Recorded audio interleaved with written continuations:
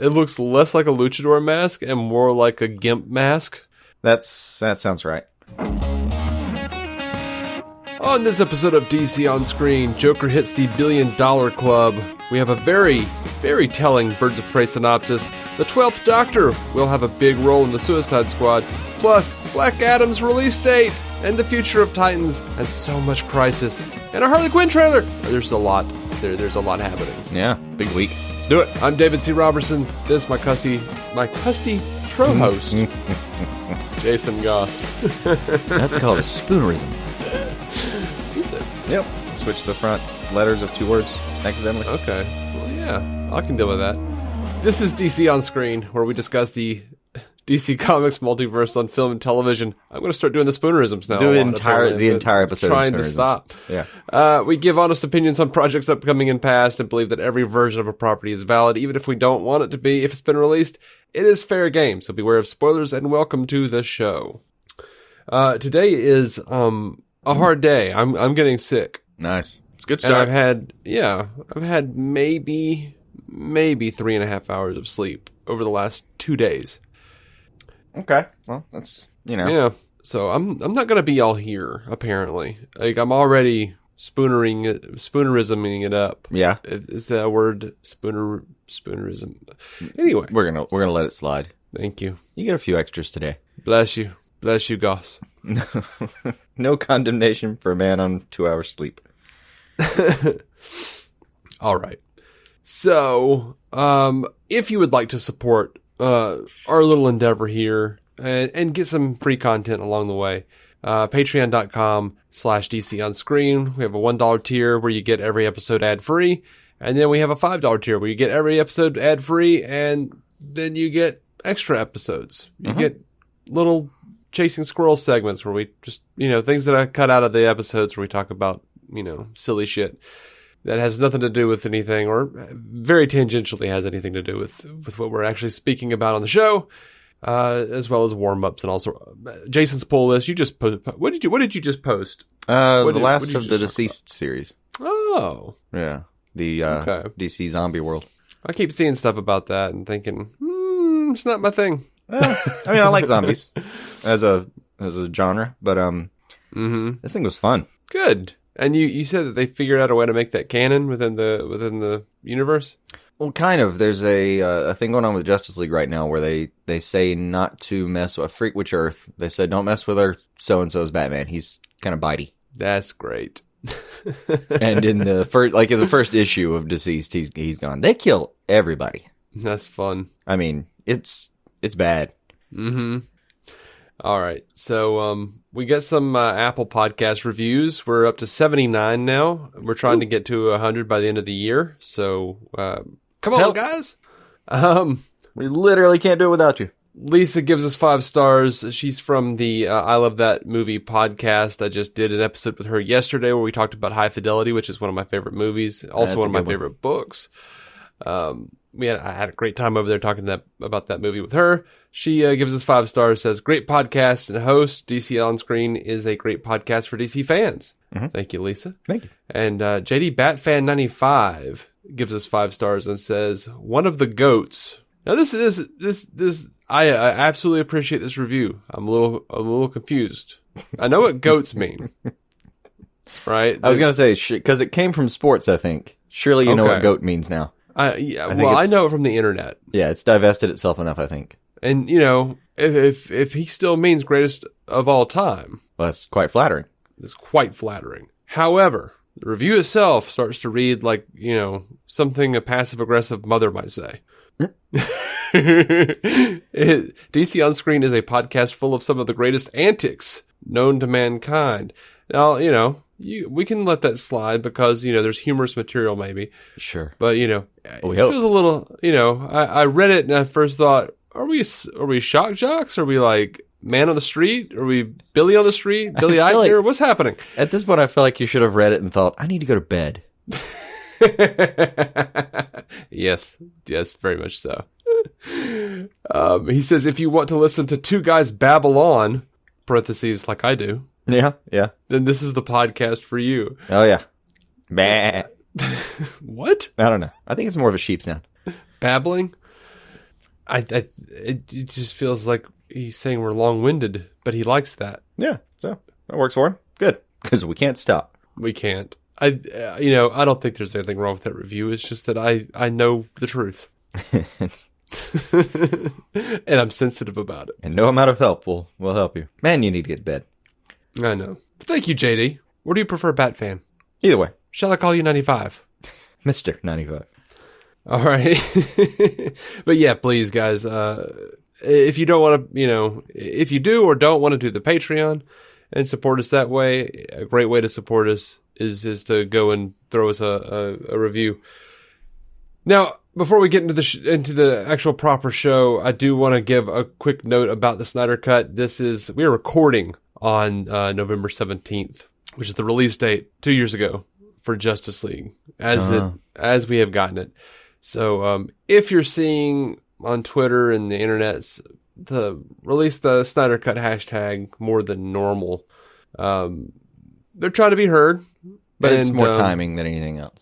It's timing, and I'll be honest. I know you're still super, super skeptical. You don't believe. I don't know what to believe. We've got Stephen M. Colbert from Screen Rant saying some interesting stuff. We got Zack Snyder. He posted like a previs of like Superman being grabbed by a giant claw. And he's still got like the stab wound, and it says like he is yet to rise, or he has not risen, or something like that. Yeah. A lot of cool cyborg stuff from Ray Fisher. Everybody's doing their part, posting the stills of this thing. I don't know what it means. Frankly, I'm hoping that I get to erase this entire message, because by the time we release the episode, something will have been announced, because everybody thinks that something's going to be announced today. Yeah. Except for you. Sorry. So just letting you guys know, stuff is happening, but not real news yet. But over to Joker. Over to a thing that really does exist. The Snyder Cut exists, man. Come on. It just might not be released ever. If a Snyder Cut falls in the forest and no one's around.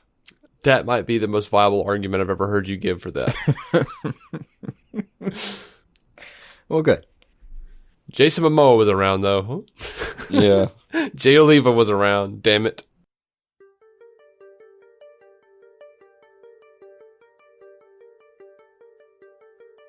A very somber Dave, popping in from the future, November 11th, 2019 to be exact. The Release the Snyder Cut campaign went full throttle on the 17th. In addition to the people you just heard me name, Dave Bautista, Damon Lindelof, David Ayer, Kevin Smith, and most importantly Gal Gadot, Ben Affleck, and Zack Snyder himself all posted the hashtag Release the Snyder Cut and showed tremendous support for the movement. And in my mind, that is proof enough that it at least exists. Despite all of the support, despite reaching over 500,000 hashtag tweets, The Hollywood Reporter is reporting that an insider from WB says that they don't have any immediate plans to release the Snyder Cut. I'm not giving up hope. It sucks.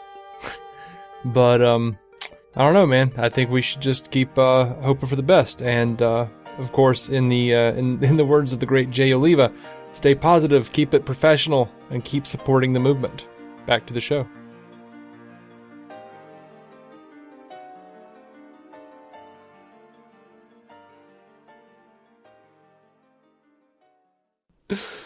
Anyway, Joker it's being reported Joker has officially crossed $1 billion at the international box office. At the worldwide box office, I should say. That's not surprising.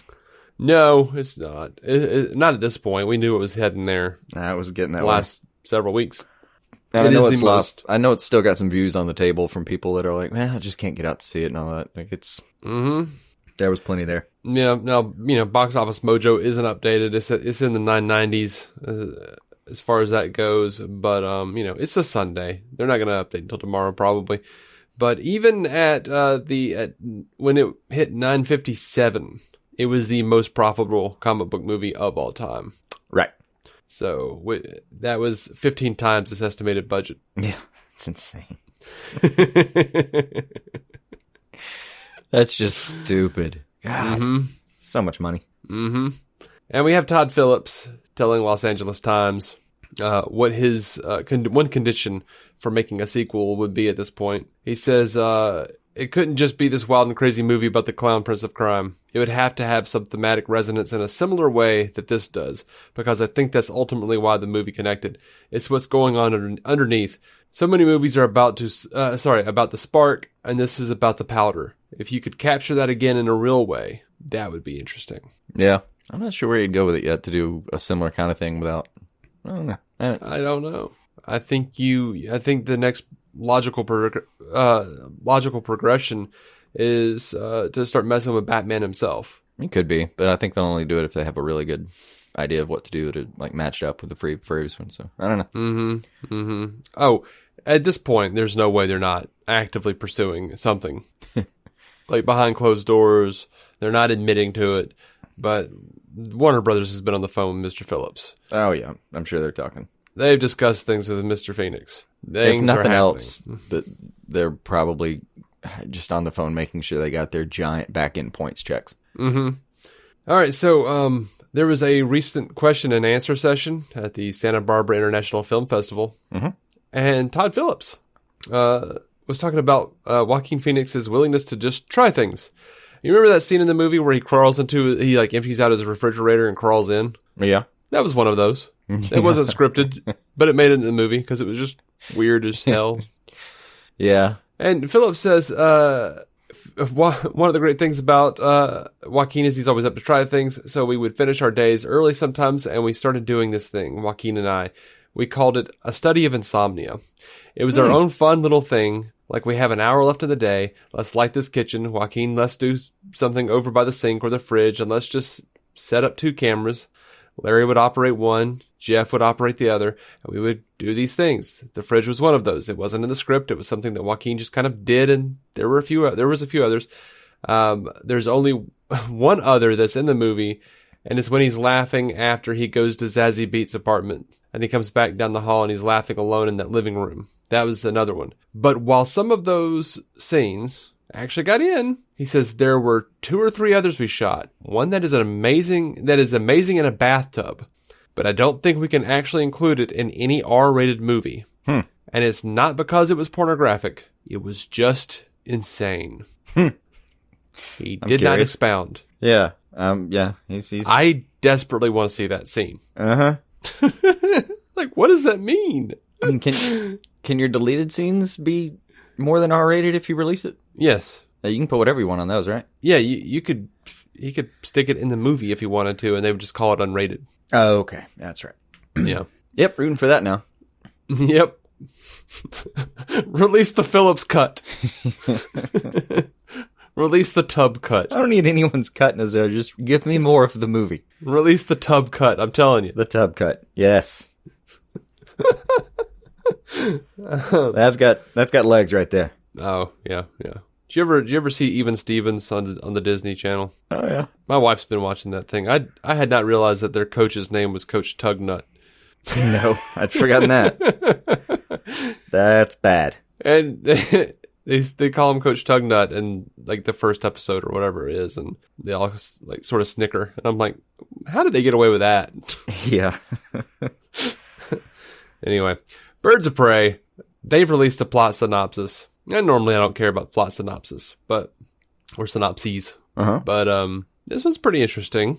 It says, you ever hear the one about the cop, the songbird, the psycho, and the mafia princes? Birds of Prey and the fantabulous emancipation of one Harley Quinn is a twisted tale told by Harley herself, as only Harley can tell it. When Gotham's most nefariously narcissistic villain, Roman Sionis, and his zealous right hand, Zaz, put a target on a young girl named Cass, the city is turned upside down looking for her. Harley, Huntress, Black Canary, and Renee Montoya's paths collide, and the unlikely foursome have no choice but to team up to take Roman down. In the Warner Brothers Pictures film, Margot Robbie returns as Harley Quinn alongside Mary Elizabeth Winstead as Huntress, Journey Smollett-Bell as Black Canary, Rosie Perez as Renee Montoya, Chris Messina as Victor Zaz, and Ewan McGregor as Roman Sionis. Newcomer Ella J. Basco also stars as Cassandra Cass Kane in her feature film debut. Now, what's interesting about this to me Not only are they confirming what we heard in rumor that, it was going to center around Cass Kane being hunted down. Uh-huh. Which is this is the first time it's been actually confirmed. But that is a twisted tale told by Harley herself, as only Harley can tell it, which tells me they could do whatever the hell they want. Yep. Yeah, that was it could be unreliable narrator. And it's an unreliable narrator. Absolutely. I love that I do a show with a guy who knows that term as well. It's the only real thing that occurred to me out of that synopsis was like, yeah, I think I saw the rest of this coming, but okay, that. Mm-hmm. That's fun. Mm-hmm. Well, the movie could have been in or out of canon as is, I guess, or it could have just been a side tell anyway. But to frame it, for her to be framing it, yeah, you don't know what is and isn't going to be connected to reality in any capacity. And to put the cherry on top, Margot Robbie was giving an interview, and she referred to the movie as a little bonkers, and then said the story in Birds of Prey is told from her point of view. So you have an insight into Harley's world in a way that you didn't in the first Suicide Squad film, nor that you'll have in the next Suicide Squad film. It's a little bonkers. It reflects her personality. It's heightened. It's poppy. It's fun. It's violent. It's crazy. It's absurd. It's kooky. It's hilarious. It's a little heartbreaking. Good. Yeah, I dig it. Yeah. When do we get this thing again? February. That's not too far, man. I can make it. Yeah. Now, over on the Suicide Squad, speaking of Suicide Squad, one, causing great controversy, Margot Robbie also praised the humor in James Squad's Suicide Squad film. She says in an interview with Variety that Joel Kinnaman is right. You're going to be laughing a lot. It's going to be good. That's all I can say for now. It's going to be very, very good. Now, was Kinnaman, by the way, I'm pretty sure you called him James Quad. What? I think you just called him James Quad, but, James Gunn. Oh, no, I meant to say James Gunn. I think some sleepiness. No, it's not just sleepiness. I am sick. Oh, yeah, that too. Yeah. Yeah. I'm just blaming everything on 2 hours sleep for now. We'll let the rest of that develop as it will. I thought I said James Gunn. I think it was anyway. Wasn't it Kinnaman that was saying that they were really kind of stretching his... he was getting to stretch his boundaries as far as comedy. Wasn't really something he was comfortable with, but he was enjoying getting to try it. Yeah. Well, good. He said it, in a lot of ways it reads like a comedy, which is greatly upset the DCEU set, or a big chunk of it, because, they don't like jokes. Yeah, some really don't. I mean, to each their own, but that one's like, I enjoy a world with more jokes in it. Mm-hmm. And, I love Gallows humor, and, I can't imagine a better place than put it in a Suicide Squad film. Absolutely. I dig it. So. I'm down. I'm in. I like all the Guardians movies, so. What are you gonna do? I'm one of those filthy Marvel stands, I guess, too. I don't know. And Peter Capaldi. Lord help me, I love that man. Yeah, he's good. And James Gunn, not Quad, James Gunn was asked on Instagram if Capaldi will have a cameo or a big role in the movie. And Gunn responded by saying he has a big role. I was hoping there would be more to it than that, but I'll take it. That's all I want. I was really hoping for a little bit more, but, I get it. Yeah. He's also a deeply gifted actor. Like, it's hard to get him on your roster and not take full advantage. Yeah, why would you? Unless it's... I feel like one of these people that we're super excited about is going to die in, the first 20 seconds of the film. I can't imagine Nathan Fillion lasting 10 minutes. Yeah, he's the one I've got pegged to. That he comes in with all his bluster and charisma, and he makes it 5 seconds before he gets gut shot and put down. Yep. And I don't know if it's been confirmed, because I haven't seen that it's confirmed. Only that they've released, or they haven't released. It's been leaked photos of him in costume. Some people are claiming he's that arms fall off character or whatever. I want him. If he's that character, I want his arms to. I want him to be beaten to death by one of his own arms. That's what I want. Yeah, that's the natural conclusion. I feel like if you do that character, you can't actually. You've got to just have him be beat to death by one of his own arms. Yeah. I agree, and probably both of them, kind of in tandem. Maybe so. Yeah. Anyway, we're gonna move on, and James Gunn says that there will be more practical sets and effects in the Suicide Squad than all his other movies combined. that may not be hard to do. I mean, considering the movies he's been working on recently, at least. I mean, but when you consider the Guardians movies, Yeah, and Slither. Yeah, that's what I'm saying, though. There's a lot of computer in the Guardians movies. If for no other reason than they couldn't build, like... I mean, they have, like... The ship has a set, and usually where they are for a minute is a set. But most of the backgrounds are computered. That might be fair. Marvel takes a lot of heat for just kind of shooting people with a loose script on a green screen. They're making it work, man. Fuck it. Yeah, they are. I don't mind that at all. No. But they're, again, like, just the background's a lot. They do, especially with Guardians, it's big sets, big setups.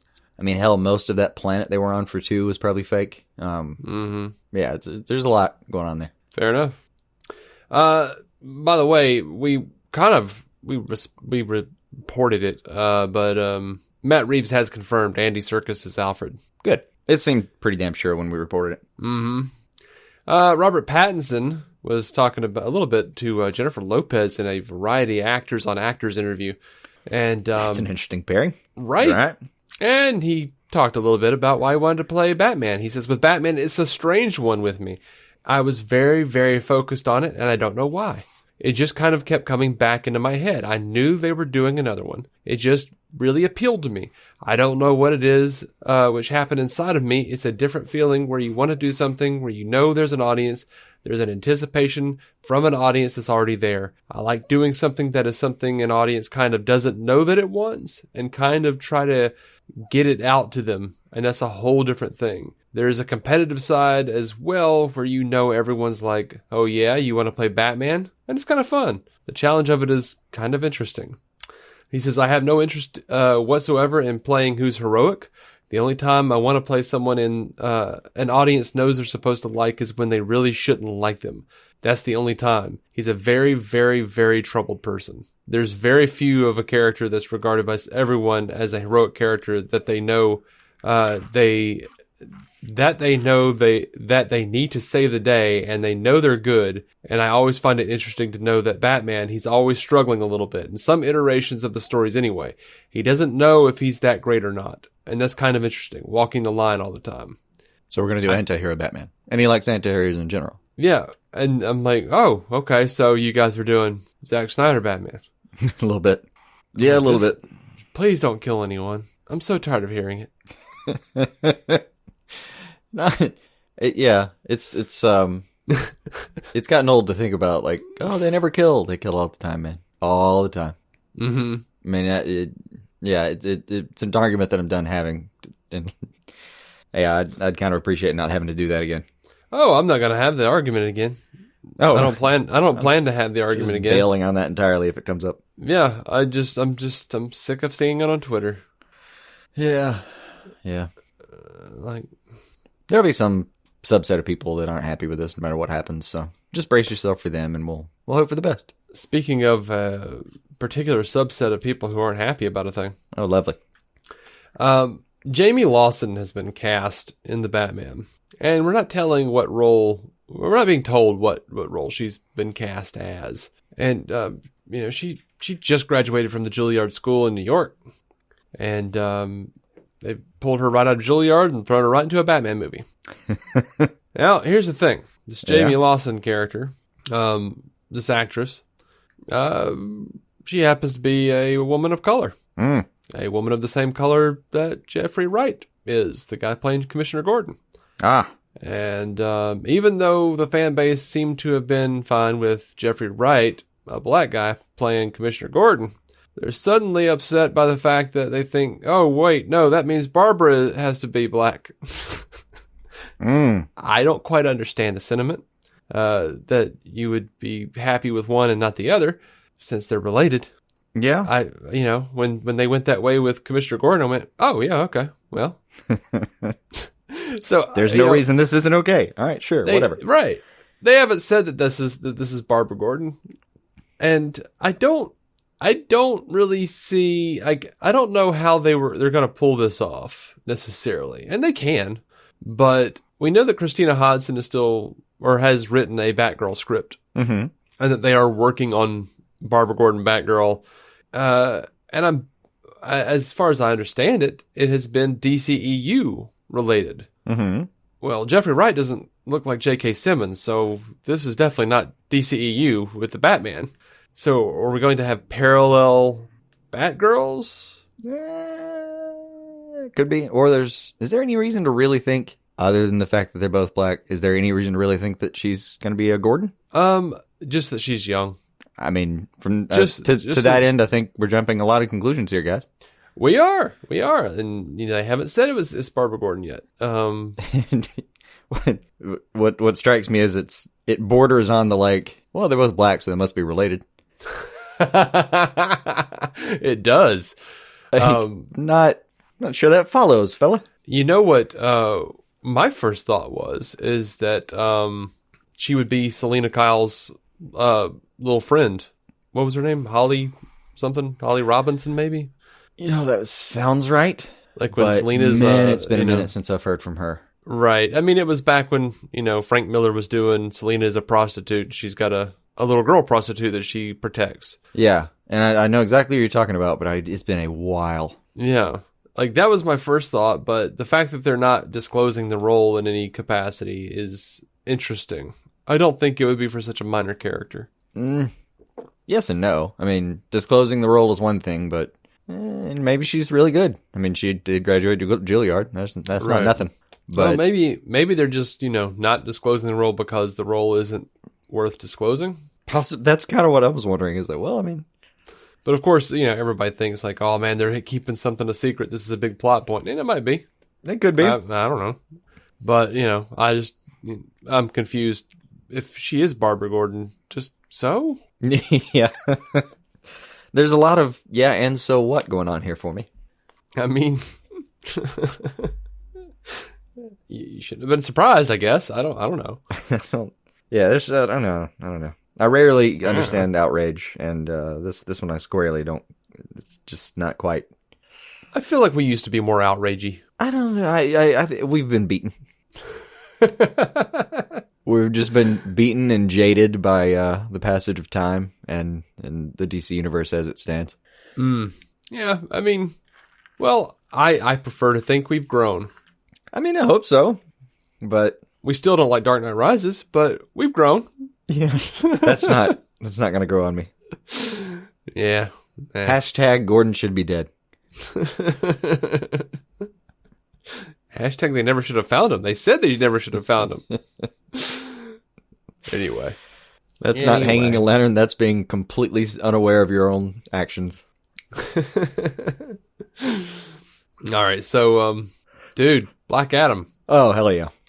Rock popped over to social media and he revealed this badass artwork. And I don't know if you looked into the artwork. Did you see the artwork? Mm-hmm. It's Boss Logic. Boss Logic and Jim Lee collaborating. Ooh. And Boss Logic, dude, that dude's blowing up, man. Yeah, he's doing well. He's been doing graphic stuff for Marvel that, for Endgame and stuff.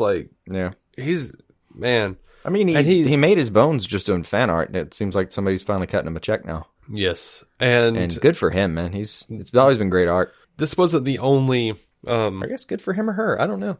It's a guy. Okay. But Boss Logic is a really nice guy. Even after he blew up, he allowed me to use some of his artwork for Joaquin Phoenix's Joker in one of our show arts. Oh, that's I just right. really liked that, and he was just like, "Oh, go for it, man!" And that's really cool. He's a nice bloke. Quite gracious. But he's revealed two pictures now. One with Superman having done some real damage to Black Adam. Superman floating above Black Adam. And then that one I haven't seen. Yeah, that was also Jim Lee and Boss Logic. And that's sweet. And The Rock specifically requested that one. And then the one that came with the announcement of Black Adam, or The Rock as Black Adam, hovering above. Yeah, kind of floating down. Mm-hmm. And The Rock writes, "The man in black with a lightning bolt. Like most kids growing up, I dreamed about being a superhero, having cool superpowers, fighting for what's right, and always protecting the people.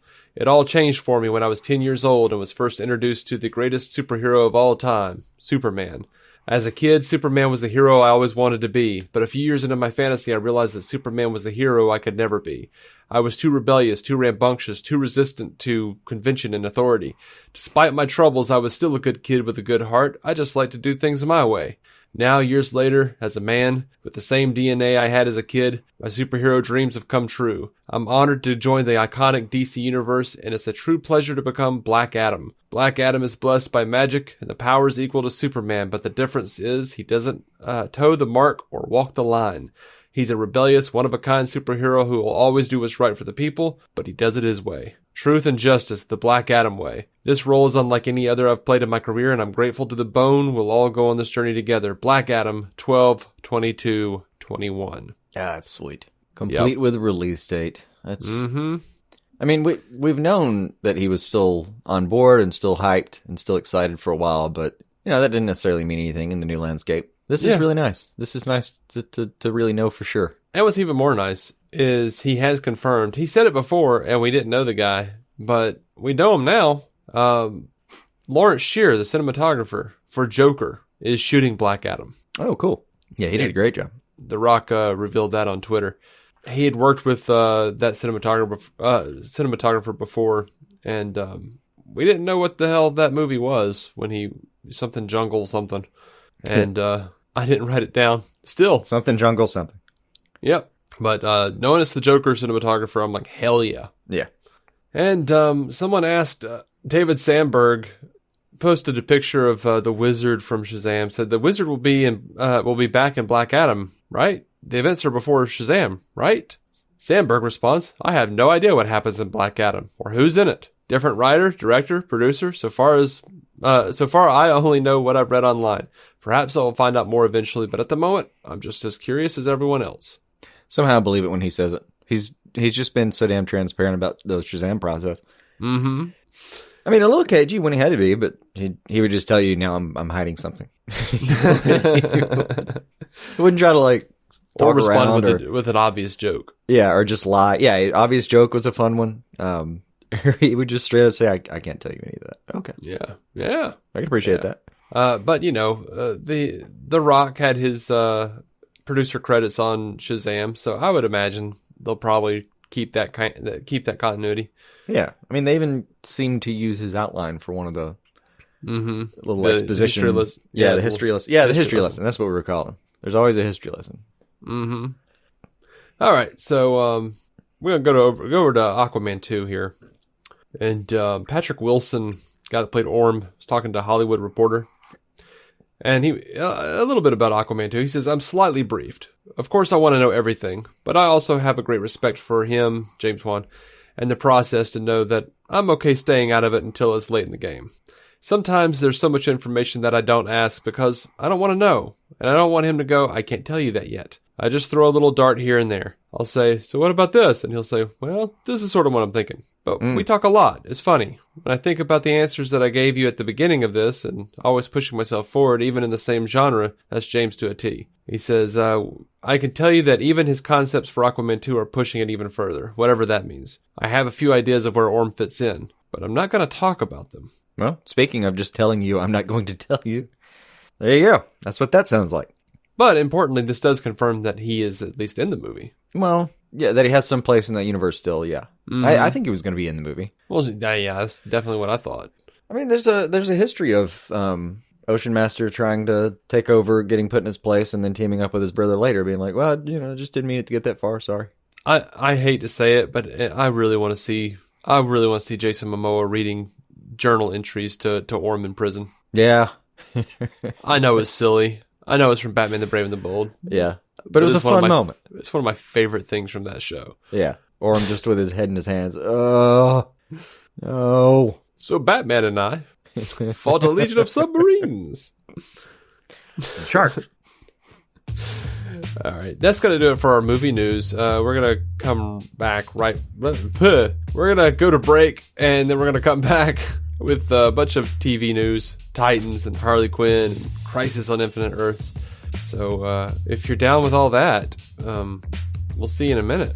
If not, keep some DC on your screen. Whatever the hell universe it is, like we know anymore. I don't know. Just give it to me.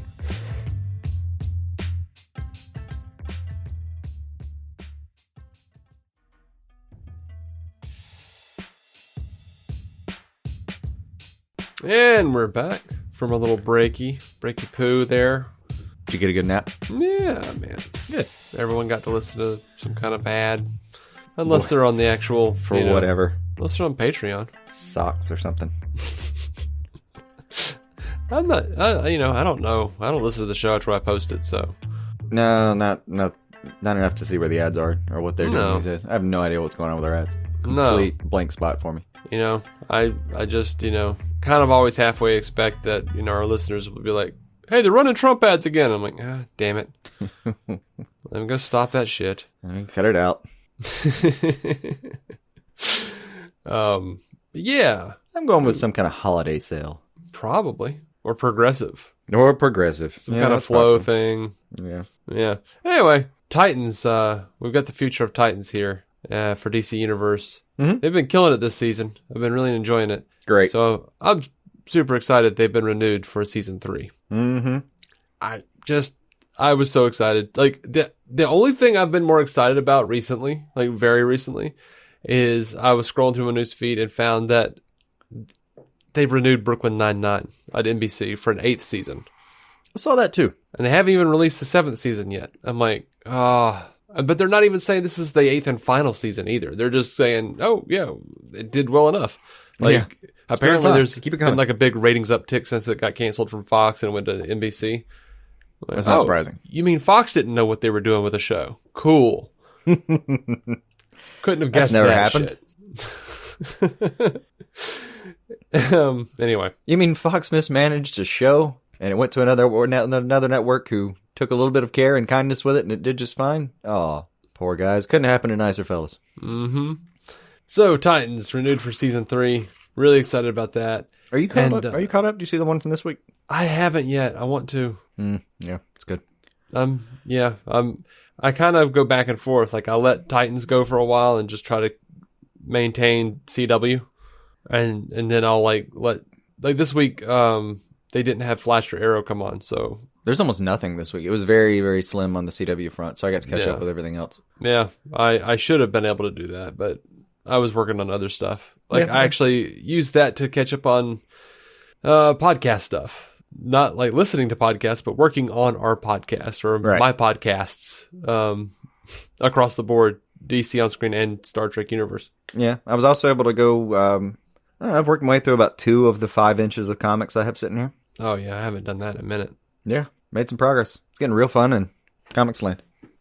Well, that's awesome. I don't know what DC's doing with this 5G thing.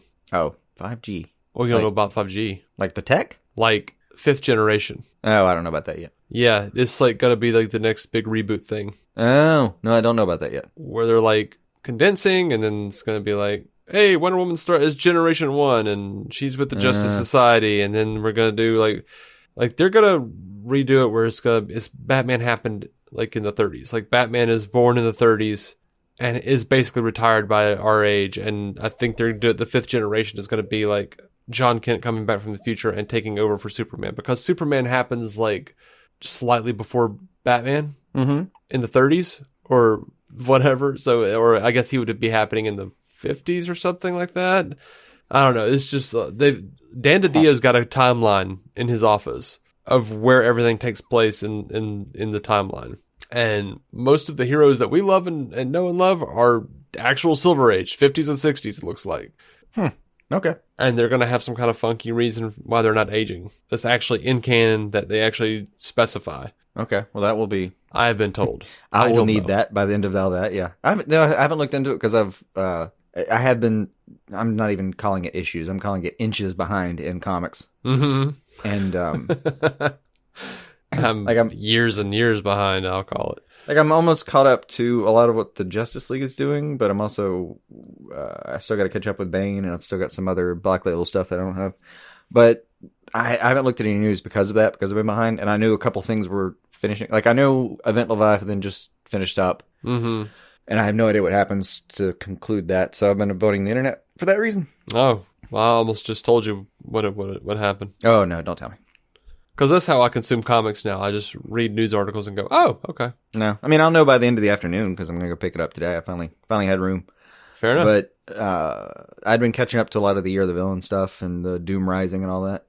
Mm-hmm. Okay. I mean, as it is now, Doom has risen. Well, cool. Yeah. Next I gotta go check out City of Bane, see what's going on there.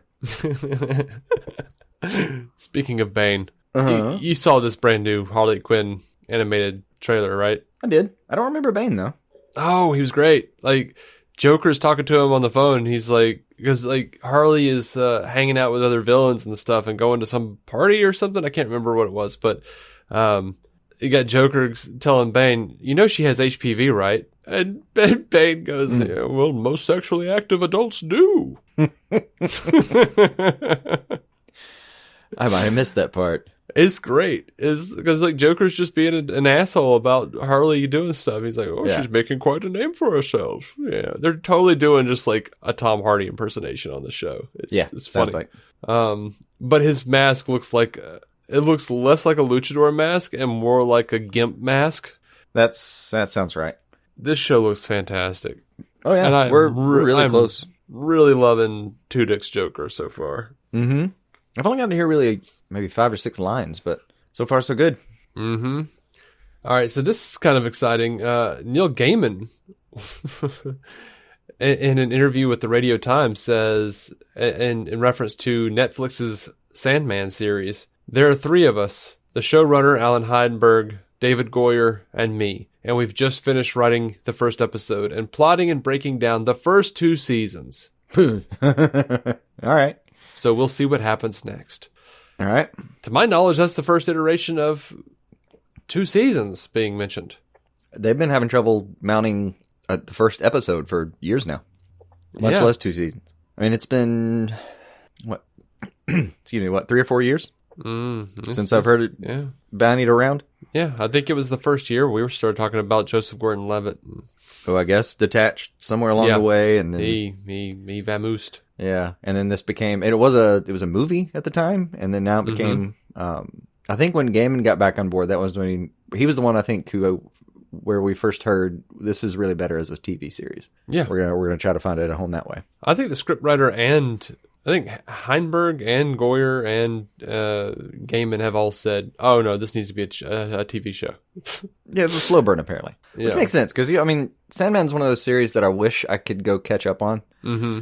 Like Sandman and Lucifer in particular. I like the show as it is now, not so much the first few detective series seasons, but the show now where it's making some bigger moves is a lot of fun, and I kind of wanted to let it finish. Same way I've never read Preacher, but now that Preacher's finished, I have it on my to-do list. But it's like you can't get any of those products I just mentioned. You can't just get a few books and get a good. You need an omnibus, volume 1. Mm-hmm. Like it's a stack about. We'll go back to inches. Maybe it was about a foot long worth of books. 10, 12 inches worth of books.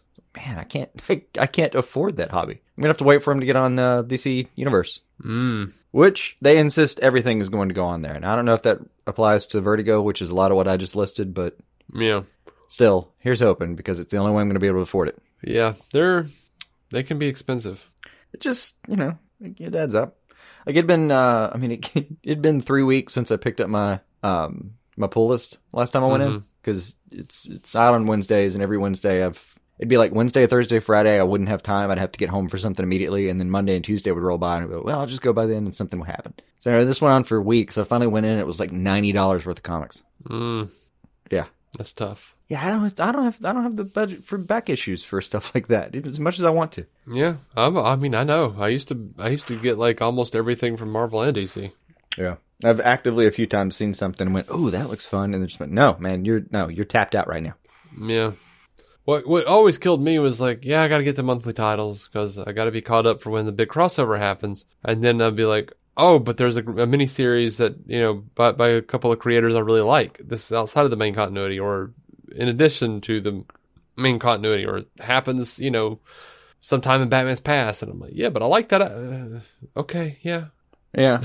Well, it kills I have learned this trick, and I'm sure you've known this trick before.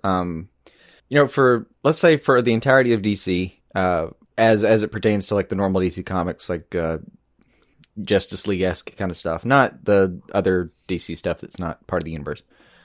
Let's say it's just this universe, the DC proper universe. There's probably maybe 8 to 10 kind of things happening across, at any given time.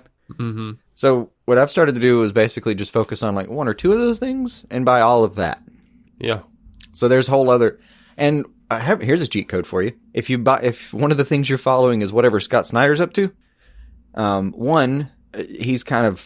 he's taken the lead in a lot of ways. Like a lot of what they're doing with the DC universe has to do with what he's doing with his stories. Mm-hmm. And 2, he's done this on several issues of Justice League where you'll get a few pages into reading it and you realize that he's giving you a recap. Like you could have jumped in this issue and gotten a complete explanation of what was going on before. Mm-hmm. And he's actually really talented at it. Like you don't realize you're even doing a recap until well into it. And honestly, his stories are so complicated. You're kind of thankful that he's actually giving you like a little, it's like, why don't we take a breather here and focus on what's happened so far? Like, okay, thank you. Because this was getting weird and big. And I think I forgot a few things. Yeah. Yeah. I like from on a month to month basis and buying so many books, I started really having trouble remembering what the hell had happened in the previous book. And so my cheat code is Wikipedia. I don't blame you. It's a fine one. I've used it before. Also, the way my memory works is I go from 0 recall to full recall. But not really in between. Like I normally don't have to read something twice. Normally, if I've read it, it's logged, it's in there. I may know, I remember nothing about it, but if I just go literally flip through the pages, I'll remember the whole thing.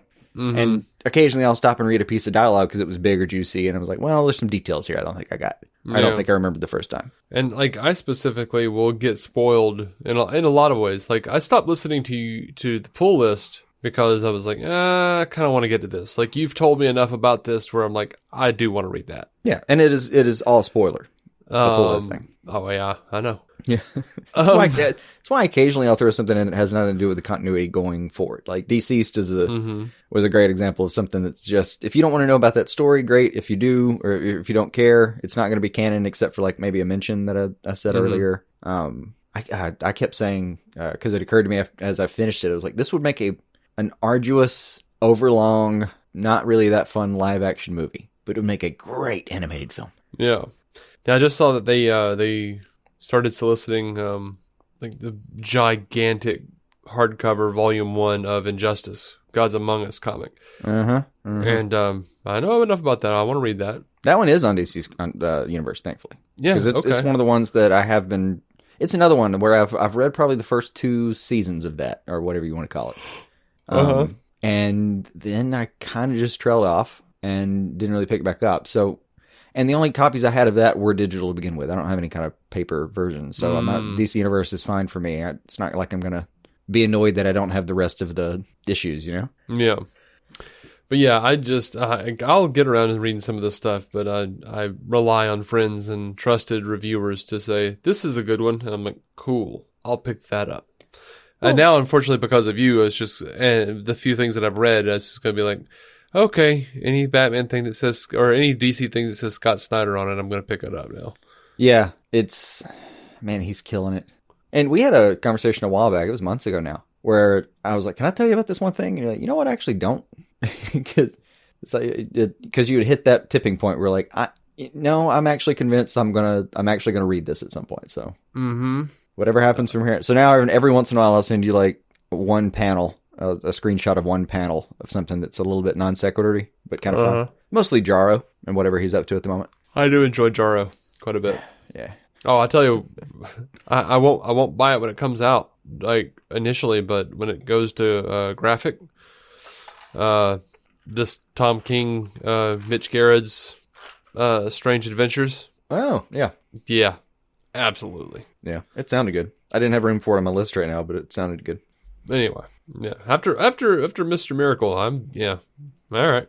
And they're cutting Tom King short on his Bane storyline. I think he wanted to go all the way to issue 100, and they told him issue 85. 82 just came out, so he's got 3, 4, and 5 left to go. And it sounded like the story's a little obfuscated. It sounded a little bit like he had something that he wanted to do. And they told him, hey, one of the last things you're going to do isn't going to work for the rest of the universe. And they kind of had to part ways with him only getting to tell some of what he wanted to do. That, and he's also going to do that Batcat thing. Well, that and the movie came up. and he was suddenly Yeah. way busier than the comics were gonna. I mean, you get a chance to actually write a movie for the DC universe, you take that shot. Uh-huh. You cut your Batman run short, and you get over there and you write some New Gods. Damn it! And he's not even cutting it short necessarily. He's just moving the part that they don't want to be canon over to another story. Yeah, Yeah. which is fine. And I've enjoyed a lot of what he's done. Some of the criticism I understood because there's a couple beats that didn't hit me exactly great. I guess I don't know. It's so hard to describe. Yeah. A couple of beats that didn't resonate with me. Let's put it that way. But for the most part, I really enjoyed his take. Mm-hmm. Anyway. We were talking about TV at some point, right? We were. Which one? Titans? No, Sandman. We were talking about Sandman, and now we're moving over to CW. Okay. Recap. Titans. Yay. Sandman. Yay. All right, go. Yep. And now Crisis on Infinite Earths. Yay! Big yay. I I need like a firework behind me to express myself fully. Did you watch those teasers I sent you Probably. on Twitter? They No, actually I didn't. Oh, damn it. I did watch the 15-second one. Yeah, I did watch the 15-second teaser. Well, they have that. The one that and- includes Black Lightning and all that. Well, yeah, it does, but then they put out a teaser for each individual show Oh. where like the Monitor, or not the Monitor, the Harbinger shows up and, confronts each individual hero basically. And it's the same format. It's very, very, very short. We have her show up and talk to Ollie and Mia, and we have her show up and Flash already knows. Flash is like, "You've come to get me. The crisis has started," and she just nods sadly. Yeah. And they have little bits in there. What's really fun is there's a bit where Black Lightning is, we see him meeting all these characters very briefly. And he's like, "Who the hell are you people?" And he's like, "You gotta tell me my world is over and I've got to help you, oh my gosh." And he makes some comment to, let's see, I have it written down. Oh, we have Black Lightning in the teaser is talking to 90s Flash and says no one else has to die. Like, holy shit. And it's a blink and you miss it thing. You have to pause it and you realize, oh, he's not talking to our Barry. He's talking to friggin' 90s Barry. He's talking to John Wesley Shipp. Who, in the CW canon, if I recall, has lost his entire world. Yes, I think so. And then the Supergirl Crisis trailer, they have the friggin' Superman cape from Death of Superman on the pole. Like all that's shredded awesome. and stuff. Yeah, that shot. Yeah. In the Black Lightning, when the person he yells, "Who the hell are you people?" to, is Pariah. Oh, cool. But yeah, they have one for, where Harbinger goes against the Legends. I'm just excited about all that stuff. I need to go watch that now. Mm-hmm. I mean, they're real quick. And then of course they have the suit up thing that you told me about. Or not, you didn't tell me. You didn't tell me about that one. You just said it. Yeah, that's the one that I've seen. Now what's weird is the Monitor doesn't have his mutton chops. I can live without that. Yeah, it looks weird. Like, it took me a minute to figure out what looked weird about him. And I'm just wondering why he doesn't have them. Yeah, I mean, It feels like a story point or something. Why would you? I don't know. But anyway. I agree that fashion choice shouldn't be Monitor's top priority. It shouldn't be, but All why would right, shaving be top let's- priority? I mean, yeah. Let's just assume that he was trimming one day and was distracted by all the crises going on Uh-huh. and accidentally ripped into one of the chops and was like, well, I gotta go. Mm-hmm. Because we've all done that. I've That is definitely it. done that. Oh, man, I've had to take it down to bare bones a couple times because I was like, Mm-hmm. okay, and I'll just hit this area real quick. Oh, I didn't have the guard on at all. Yeah. And Osric Chow on Twitter says, "Did you catch my face in that trailer? The briefest of milliseconds." It's the bearded character that everyone is saying is Ryan Cho, however you say that. He was the successor to Ray Palmer as the Atom. Mm-hmm. So he's there. Cool. And Well, we know that, right? That Ray's leaving the show. yeah. We don't know what capacity and exactly when. We do know that he's also playing Superman in Crisis. Yes. And we did get a shot of him in the Kingdom Come Superman suit. I did see that. It's pretty glorious. Yeah. It's the kind of thing I can't believe we're getting to see, that he's returning, and I'm using that word, I guess, specifically, and that it's as a kingdom come version of himself in a crisis. Like, when you watched that movie all that time ago, what sliver of a percentile of a chance would you have bet that would happen? Very small. I mean, astronomical odds. You know, I was thinking though, Mia Smoke running around with Ollie in the crisis. It kind of made me give more credence to Travis Hines' theory that we're gonna have sort of a Oliver taking the place of Barry type of situation, like because he did have those flash powers in Elseworlds. He doesn't know how to use those now, but in this way, you would have Mia taking over as Green Arrow. We know she's going to, because she's going to be in Green Arrow and the Canaries, the spinoff. But just wondering if she's going to take over the same way Wally took over from Barry when Barry sacrificed himself in the comic book crisis. Yeah, there's been a lot of lead up to Barry going away, but there's no hint that Grant Gustin has any plans of leaving Vancouver at the moment. Oh yeah, I don't think he will. And Stephen Amell is for sure out of there. So in the Arrow teaser, we actually see a shot of Ollie in pain, it looks like, on the ground, laying down, and what looks like Flash's arm beside him. Oh, wow. God, I've got to see these. Mm-hmm. All right. Yeah, you do. Oh, Tom Welling told a fan that his cameo in Crisis is very, very short. I really don't doubt that much. I mean, that seems entirely plausible. He told this guy he shot one day, one scene. Yeah, I'm not sure I believe that, but I do believe that it's going to be kind of briefish, even if it is important, kind of briefish. But I don't think they pulled him in to do any kind of feature. Like, I don't think it's going to be that big. But the fact that they got Smallville in is still meaningful. Yeah, and I've seen rumors that they are going to have the Ralph, Hecklin, and Welling Superman together on the screen. Superman it up. Yeah, that'd be fantastic. Yeah, that's all I want. I don't want like a hey, let's catch up situation. Yeah, it does crack me up though that we're about to enter a world where there's going to be a crisis, a whole thing like that. We're going to have 3 different canoned Supermen, whilst there is currently, I know it's in production, but there is currently no actual Superman show, and no Batman. Like, it's just crazy. Yeah. But I was just joking. I was watching Titans the other night, and I was just kind of shot you a little message, and was like, man, it is really crazy that there are 3 live action Deathstrokes on the field right now. Mm-hmm. That's awesome. Yeah, it's weird. We live in strange times. I mean, like, there are times where, like, I'll get on Twitter, and like 20 seconds later, I'm emotionally drained. And it takes moments like that where I have to, when I have private time where I'm just watching and enjoying something, where I'm like, fuck the internet. This is crazy and cool. This is an amazing thing. Mm-hmm. We live in far better times than your feed lets you believe sometimes. That is true. Now, Kevin Smith is going to take a little bit of time out of his Reboot Roadshow. Which is coming to Birmingham, by the way, if you want to try to make it.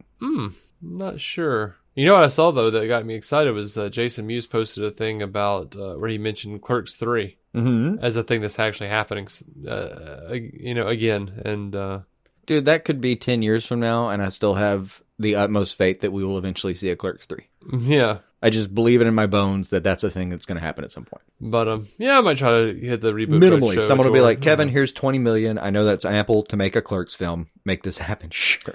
Oh, this is not the money. That's the problem. The problem is getting the guy that played Randall. Because he doesn't want to come back.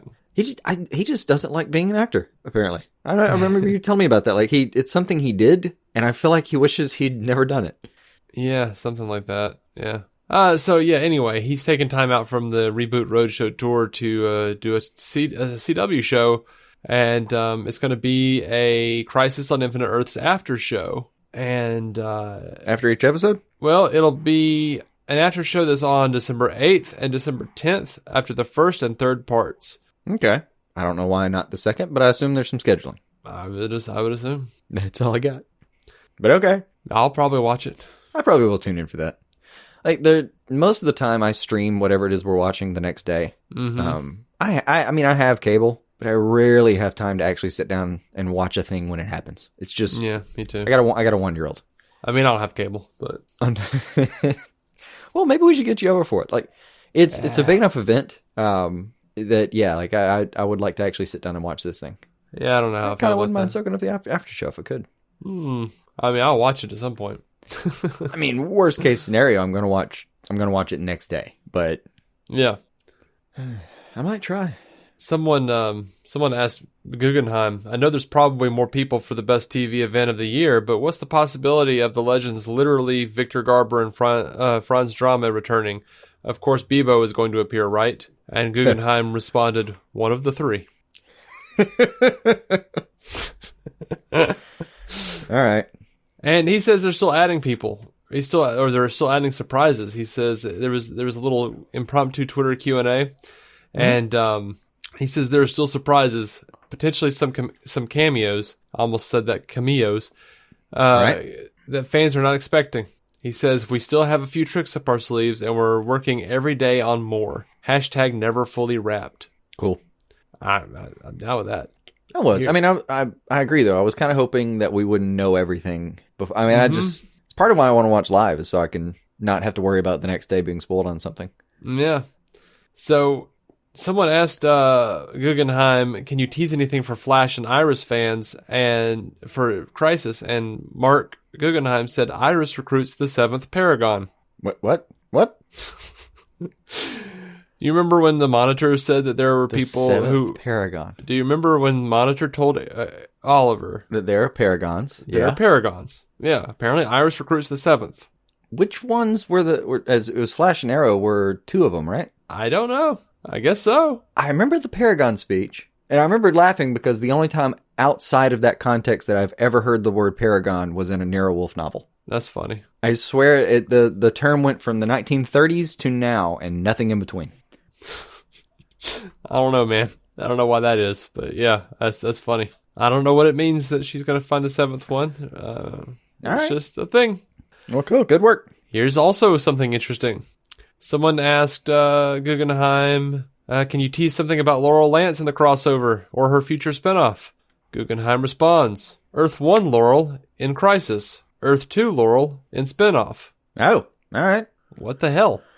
I think I dig that, though. Earth 2 is Laurel that we're seeing right now, right? Yeah. The one that he rescued from the White? Yeah.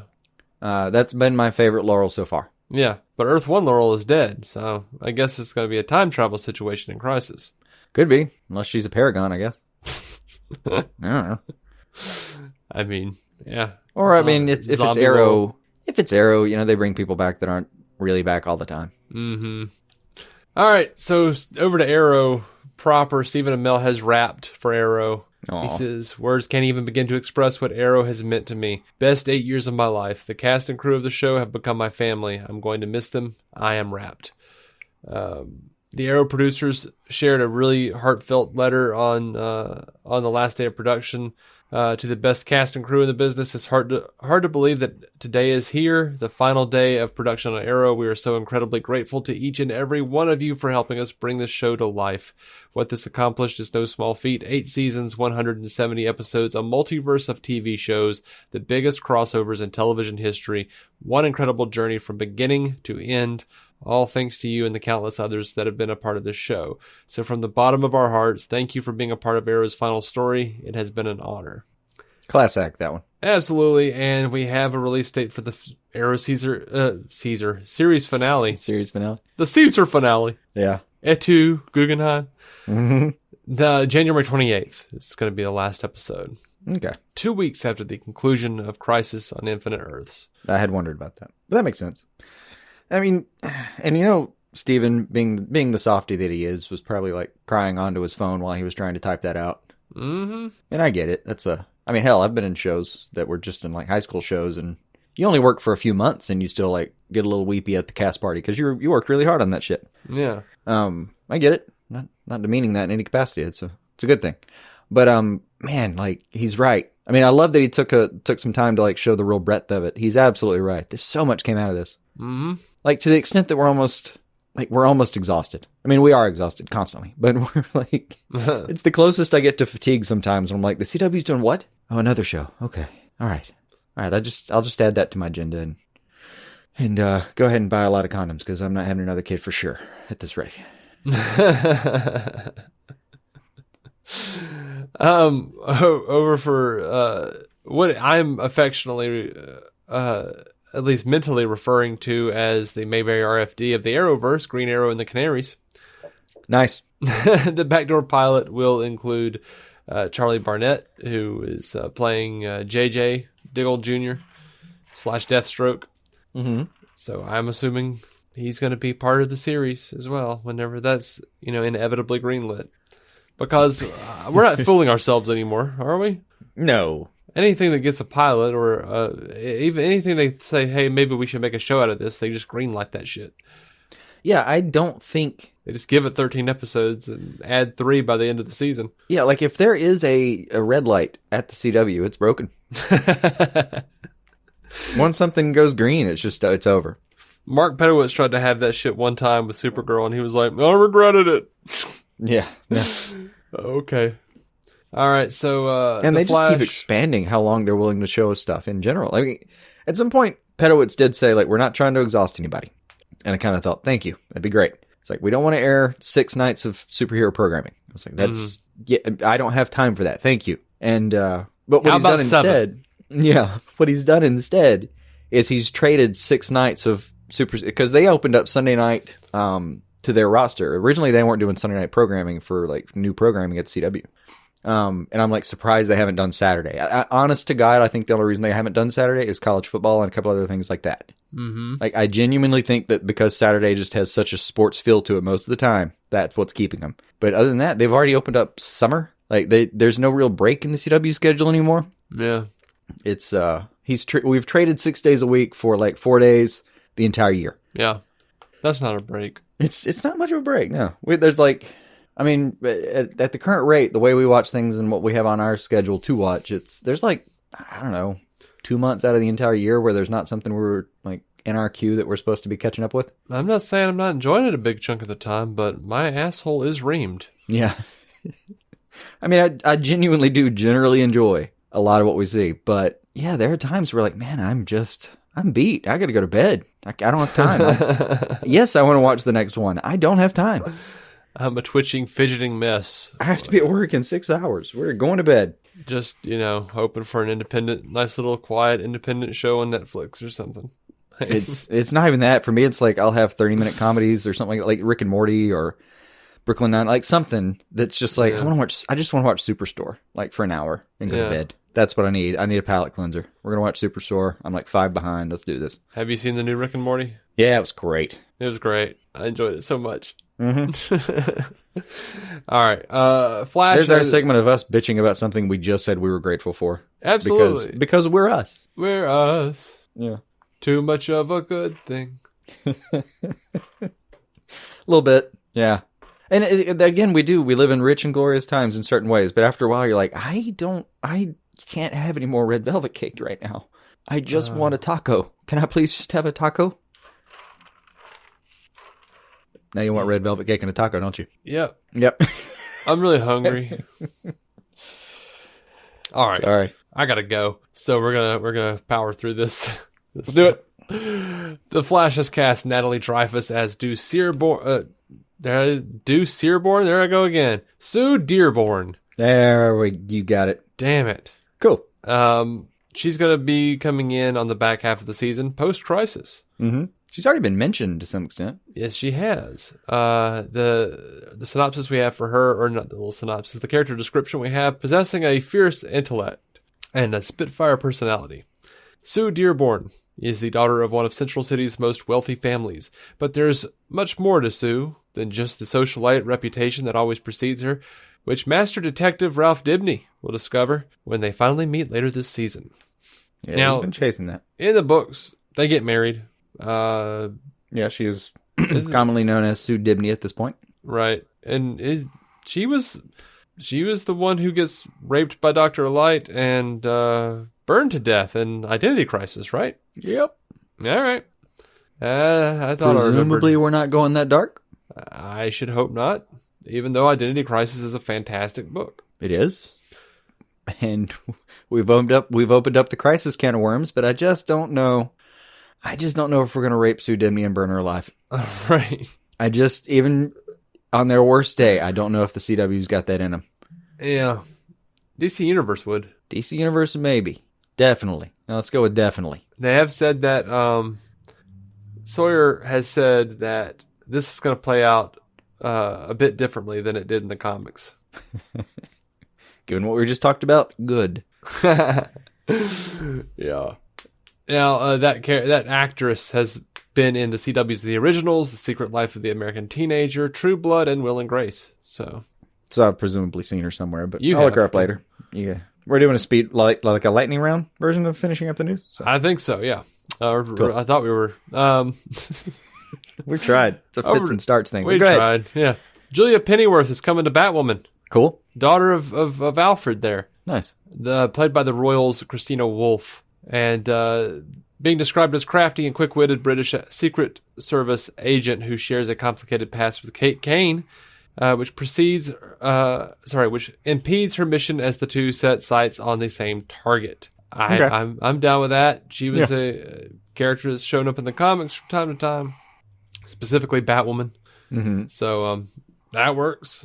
And they have also she helped Kate take down many arms of death in the comics, and they have announced that they're introducing the comic book member, or the comic accurate member of the Many Arms of Death, the Rifle, played by Garfield Wilson in the show. So they're doing that. All right. I'm enjoying Batwoman this season. Yeah. Or so far, I should say. It's only been one season. For some reason, I feel like with Batwoman, they're eventually going to get to something like Intergang. It also feels like it would fit there really well. Maybe. But, you know. They've brought up Intergang on Supergirl. They have. It's been mentioned before. I'm assuming it'll go over to Superman as well. Intergang was always one of those groups that I never cared about. Not too much, but I think it would be good for Batwoman. I think it'd be a good match. Just her taking on a crime syndicate? Yeah, sure. Yeah, I can see it. But I apparently thought I had way more than I did, because that's it. Oh, okay. Well. I was like, no, we got to get through this. This is like, there's a ton more. Oh, no, there was like 2 stories. Never mind. False alarm. I have had like 3 hours of sleep in the last 2 days, and I'm sick. Yeah. As soon as we stop recording, I've got to go to work. That's awesome. So. Yeah. So just do like snort some vitamin C. Yeah. Maybe mainline that if you got a needle hanging around. I don't. Yeah, you never got that far down the diabetes train. Actually, you know what? I do have several needles. Why?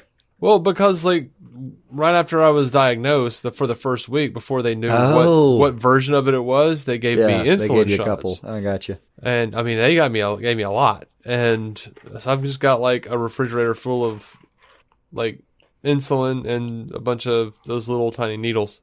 Nice. Yeah. But you know, I've reversed the diabetes apparently entirely. I don't know. It's not a cure, but I'm still susceptible, obviously. Yeah. As I understand it. But, you know, your pancreas is back on its 2 feet, so that's good. Right. So that's, you know, solid, I guess. Mm-hmm.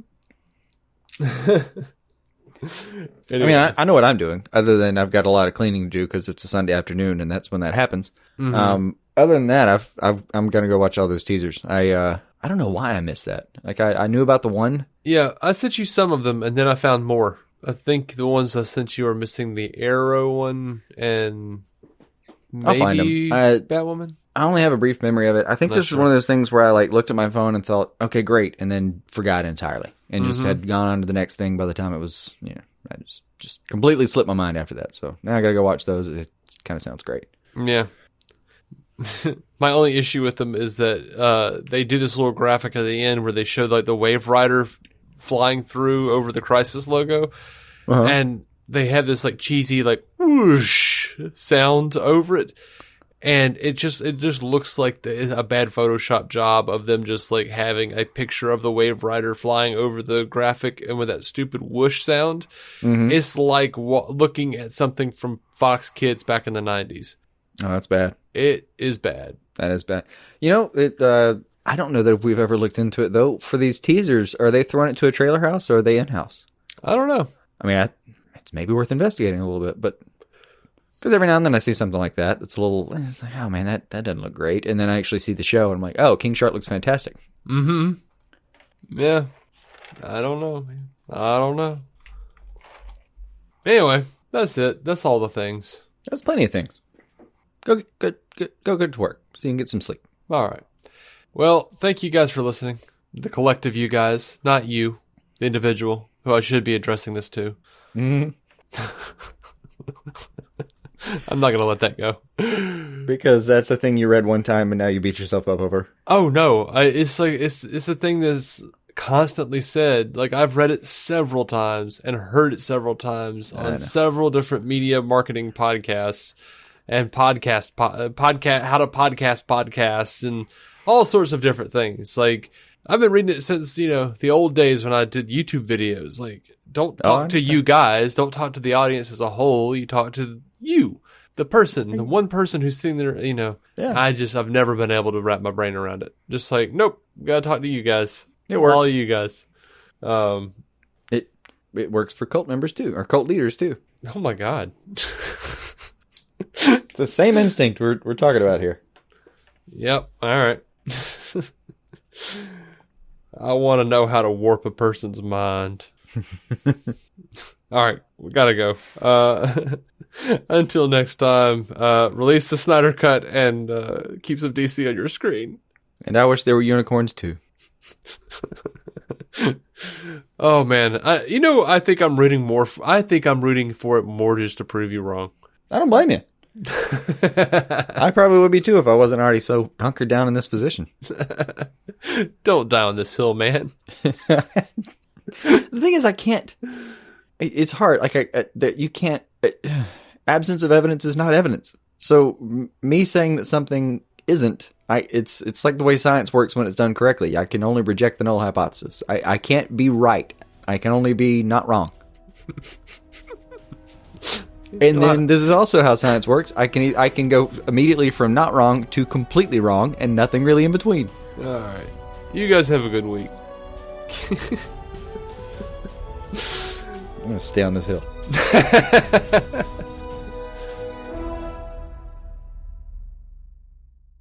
Our intro music is by Jason Goss and Michael Shackelford. Michael's band, Galactic Engineers of Magnetic Sounds, or GEMS, can be found on SoundCloud and Bandcamp. Visit DCOnScreen.com to find our Patreon, merch, contact information, and every episode of the show for free, including crossovers we've done with other podcasts. DC On Screen is a maladjusted production. For more from me and Jason, including sketch comedy, vlogs, parodies, and our improvised web series Hey Guy, visit maladjusted.tv.